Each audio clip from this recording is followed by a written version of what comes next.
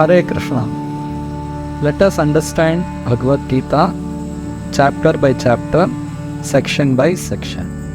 To begin with, let us offer our prayers to our spiritual master, His Divine Grace, K.C. Bhaktivedanta Swami Prabhupada, the founder Acharya of ISKCON, and to the Supreme Lord.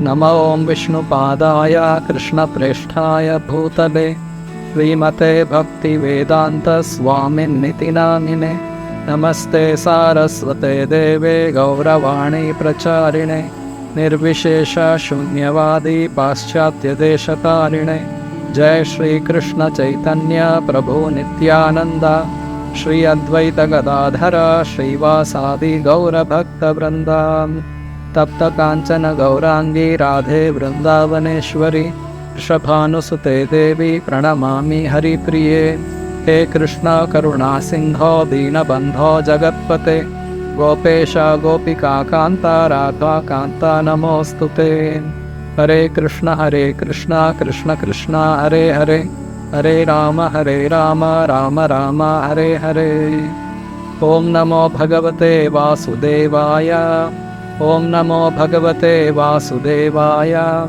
Om Namo Bhagavate Vasudevaya. Today, let us understand the third section of chapter 3 entitled Karma Yoga.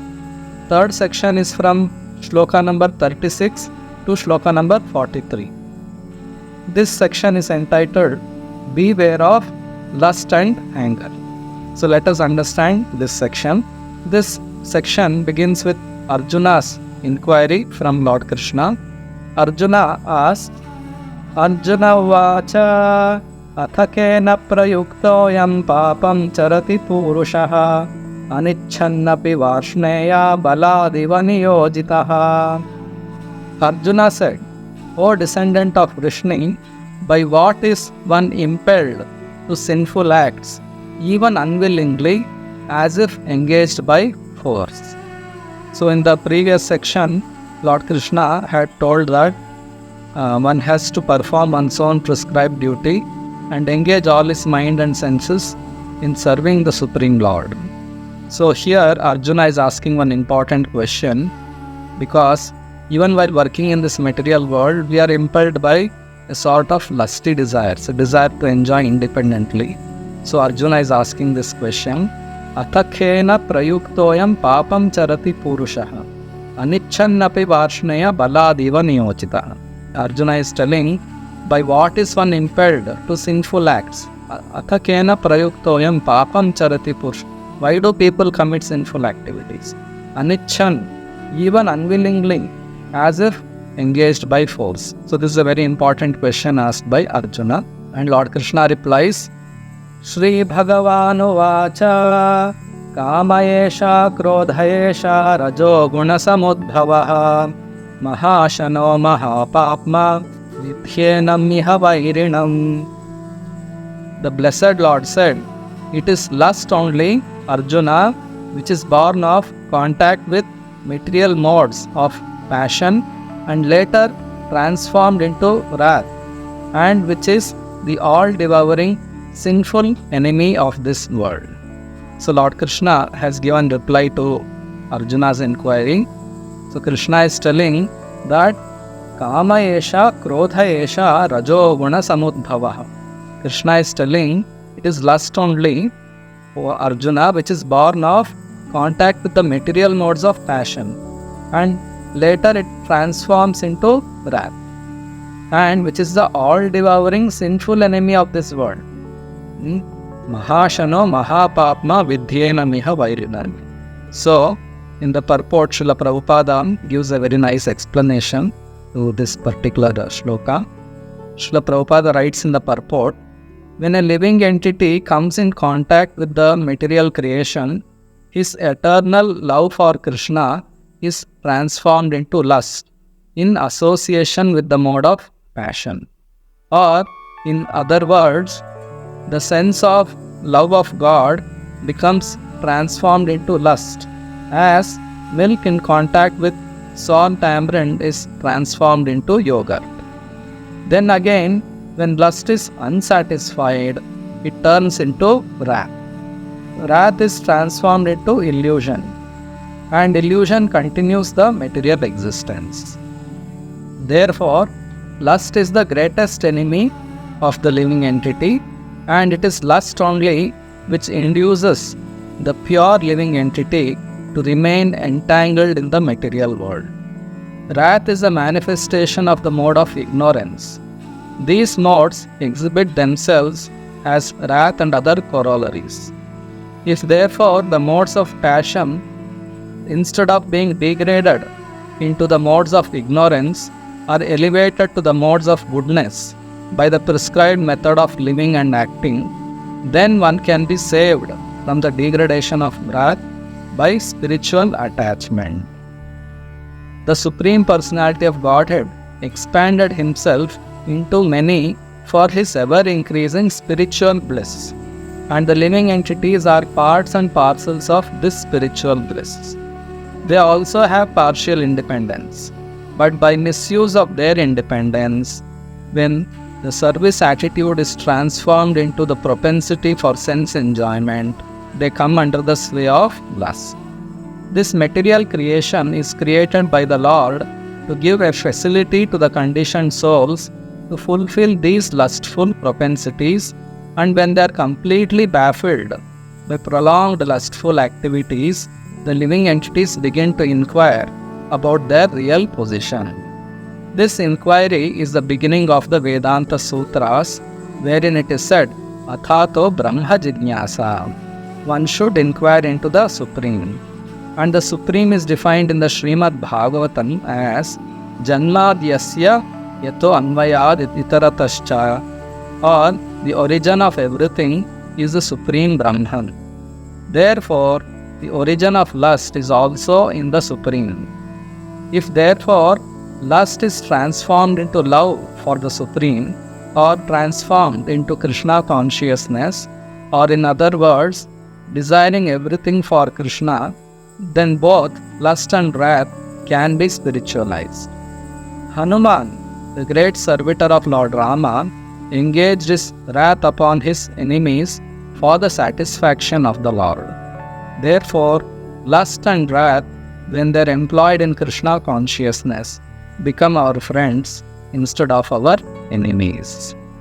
So very nicely, Srila Prabhupada has given an explanation to this reply given by Lord Krishna. Krishna told Arjuna that it is lust only which is born of contact with the material modes of passion and later transformed into wrath.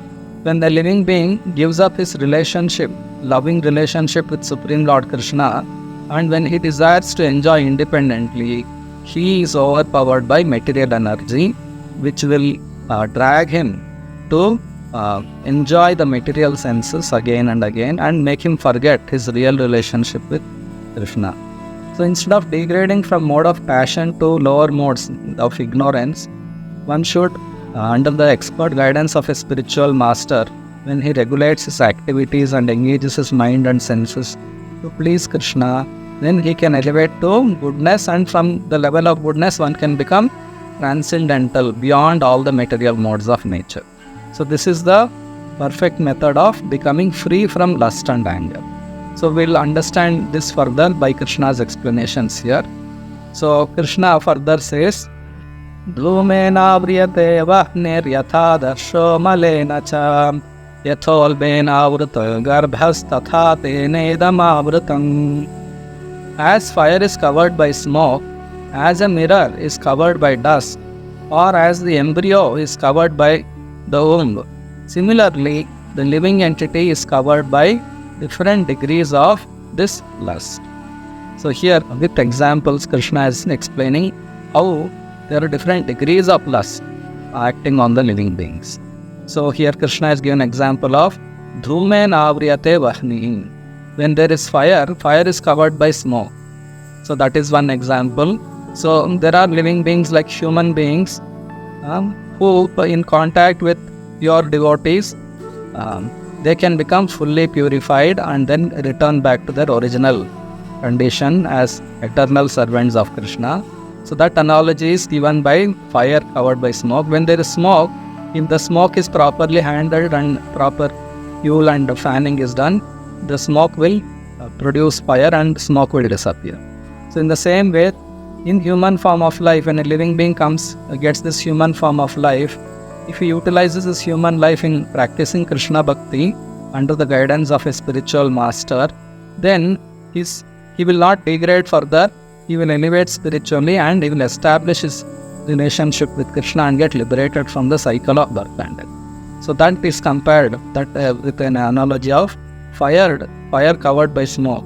When there is so much of smoke, when we properly handle the smoke, then there will be only fire, blazing fire, and smoke disappear. Then further, as a mirror is covered by dust. So this example is given to compare with other species like animals. Animals are having feelings, they express more developed consciousness than other lower species like plants and trees. So they are compared with an embryo covered in the womb. If the embryo is within the womb, it is fully covered, it cannot even move, it is so much tightly packed. So the living being in a tree's body or plant's body is so much covered by ignorance that it has to stay in one place and suffer the external conditions, material nature's conditions like severe heat, severe cold, rain and winds. So that is the covering compared to an embryo covered in the womb. So these are the different degrees of lust which covers the living being. And when a living being transmigrates from lower species to higher species, and when it comes to human form of life, it is human form of life enables one to practice Krishna Bhakti under the guidance of a pure devotee and get liberated from this lust, which is eternal enemy of the soul. So next Krishna says, Avritam jnanametena jnanino nitya vairina kamarupena kaunteya dushpurena nalena cha. Thus a man's pure consciousness is covered by his eternal enemy in the form of lust, which is never satisfied and which burns like fire. So here Krishna is explaining that this lust means trying to enjoy our bodily senses independently without serving God. This is called lust. So we actually are parts of God and our enjoyment is in giving enjoyment to God. When we please God by our service, then we get the pleasure. This is how we are made. But without understanding our constitutional position, if we try to act independently, then we will suffer, we will not really enjoy. Just like in this body we have many parts like fingers and we have hands, legs. This finger is part of the whole body and it is very useful in this position. And the finger's duty is whenever there is a service required in the body, the finger has to cooperate and do its work. If there is some pain here, then the fingers of the hand should help in applying medicine or scratching or whatever. So it is the duty of every part of the hand here to cooperate in maintaining the body nicely and give pleasure to the body. But if the finger detaches itself from this place and it falls to the ground, then it has no use and no one cares for some useless part. It loses all its value. So every part of the body has its value when it is connected to the body and does its function. Then it is very, very valuable. Similarly, we are all parts of Krishna. Krishna says in the Bhagavad Gita, Mamaivamsho jivaloke jivabhuta sanatanaha. We are all living beings and eternally parts of Krishna. Manashashtani indriyani prakrtistani karshati. But some living beings who have left their connection with Krishna, they have been trapped in this body and which has mind, subtle body and gross body, and karshati, they are suffering. We all need enjoyment, but actually we are suffering. This suffering is because we have disconnected ourselves with Krishna. So how much ever we try to enjoy the senses, there's always a burning desire to enjoy more and more and more. It will never get satisfied. So an example is given, just like fire, you supply fuel, it goes on burning. You supply more fuel, it goes on burning. In the same way, how much ever you try to enjoy bodily senses, it will not give us any satisfaction. It will keep demanding, give me more, give me more, give me more. So Krishna is telling, lust will cover the knowledge of the living being. Actual knowledge is I am part of Krishna, but a person who is in ignorance, he doesn't understand that he is part of Krishna and his duty is to serve Krishna and enjoy. He forgets his relationship with Krishna and he thinks I am the body and enjoyment means bodily sense pleasure. So let me work hard, earn money and enjoy bodily pleasures. This is called ignorance. As long as we live in ignorance, we will never be happy, and how much ever we try to enjoy the bodily sensual pleasures, that will never give any satisfaction to the soul. So Krishna is telling, Kama Rupena Kaunteya Dushpurena Analena. So it will never be satisfied. Dushpura, we cannot satisfy it. And Analena, it keeps burning, it keeps asking, it keeps demanding. So this is the nature of lust. So further Krishna says, Indriyani manobuddhi rasyadishthana uchyate yetar vimohayatyesha jnanam avritya dehinan. So now Krishna is pointing out where this lust is present in the body. Krishna is telling, Indriyani manobuddhi rasyadishthana uchyate. The senses, the mind and the intelligence are the sitting places of this lust, which veils the real knowledge of the living entity and bewilders him. The lusty desire, when the living being disconnects with itself with Krishna, then it is awarded a material body. So this body is a covering over the spirit soul, and the lusty desires are expressed by the spirit soul through the bodily senses. There are 5 jnanendriyas and 5 karmendriyas, 5 knowledge acquiring senses and 5 working senses. So using this 10 senses and the subtle body which is made of mind, intelligence and false ego, the living being tries to enjoy independently in this material world. So Krishna is telling, these are the places where lust is present, the senses, the mind and intelligence.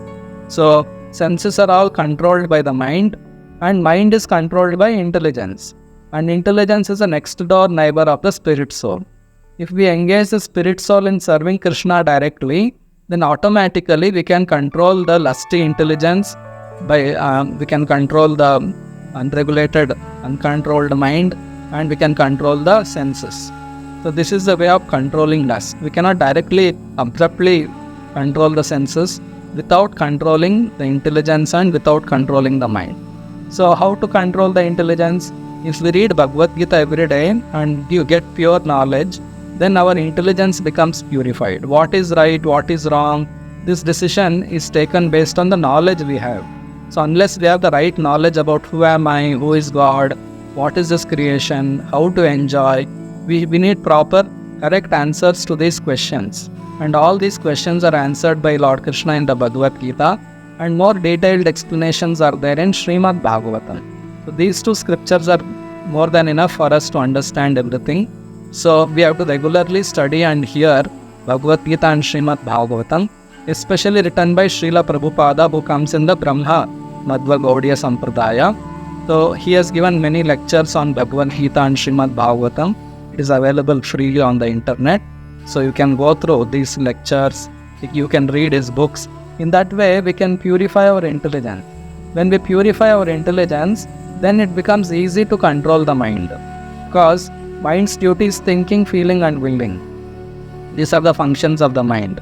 So when we come to know what is right for me, what is good for me, what is not good for me, then our thinking, feeling, willing also we can adjust accordingly, and we can engage our senses according to what is really beneficial to me. So all these things are done by an expert spiritual master. We have to take our guidance, we have to surrender to a spiritual master and take instructions from him, because spiritual master is expert in engaging a disciple in serving Krishna. He knows the entanglement of the living being, how the disciple is entangled, what are his inclinations. He understands very well, and he dovetails all the inclinations we have in serving Krishna. Therefore, in order to overcome lust and anger and greed, all these sinful tendencies, we have to approach a spiritual master. Just like a diseased person, if he has to cure his disease, instead of trying to make his own medicine at home and try to cure the disease, better is go to an expert physician and the physician will thoroughly check different conditions and he will prescribe the medicine. In the same way, I am a spirit soul, part of Krishna. Somehow or other, I have fallen down in this material world. So under the expert guidance of a spiritual master, we can again get out of this material world. Alone we cannot get out, because material energy is very, very powerful. Drags the living beings and covers it with ignorance and engages him in material activities. So we have to take shelter of a spiritual master who is representative of Krishna, and under his guidance we have to make gradual progress to achieve complete liberation and go back to the Supreme Lord Krishna. So we have to understand that we have to purify our body, we have to purify our senses, we have to purify our mind, we have to purify our intelligence. So all these things can happen when we take shelter of a guru. He will tell us what to do. Just like in our temples, our spiritual master Srila Prabhupada has given us a routine. Rise early in the morning at around 3:30 am, take bath, attend Mangala Arati of Radha Krishna. Early in the morning, it's our duty to have darshan of the Supreme Lord, Radha and Krishna, and sing their names. We sing and dance, we do Harinam Sankirtan, we chant the Hare Krishna Maha Mantra on the Japamala. And the Lord, the deity form of the Lord, the deities are decorated very nicely with beautiful dress, jewelry and flowers. Shringar Darshan is there. Then we do Shringar Arati. Followed by we also worship Guru, who is a representative of Krishna. And we hear Srimad Bhagavatam every day.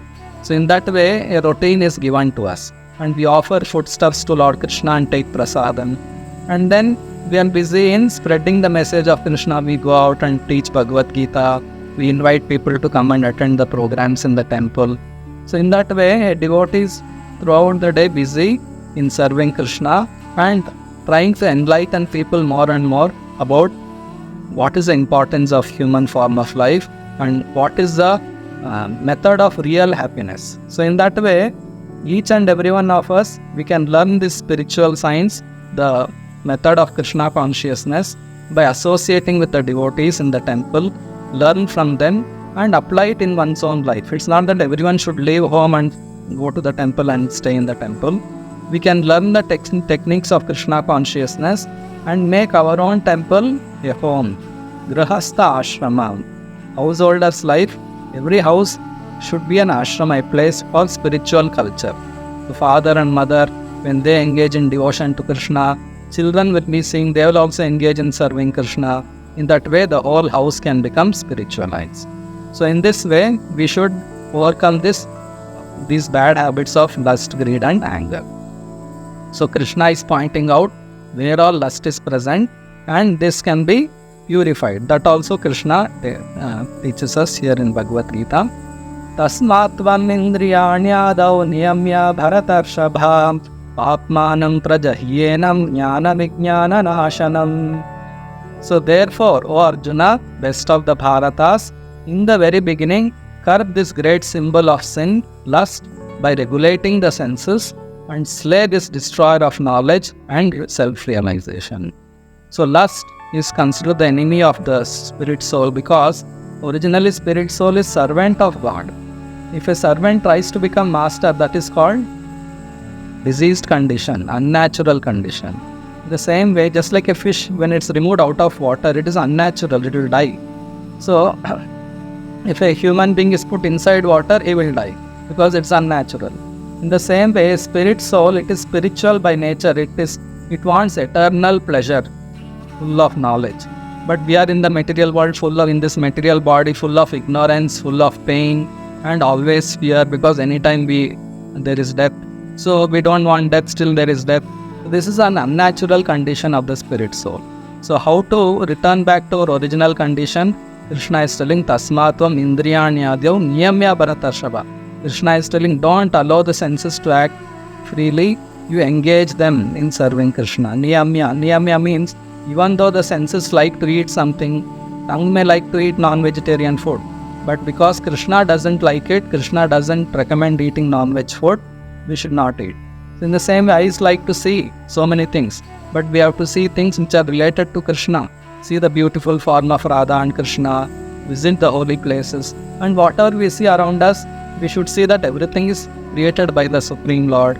So there's a method of seeing. We have to learn these techniques by taking the association of devotees. And we all like to hear. So instead of hearing some film music and some rock and roll and some useless stuff, hear about Krishna, hear the stories of Krishna, hear how great is Krishna, hear different pastimes of Krishna. So in that way, and hear about how, so in ordinary conditioned soul became a pure devotee like Dhruva Maharaja, how he was a small boy, how he became a pure devotee, about Narada Muni, about Ambarisha Maharaja.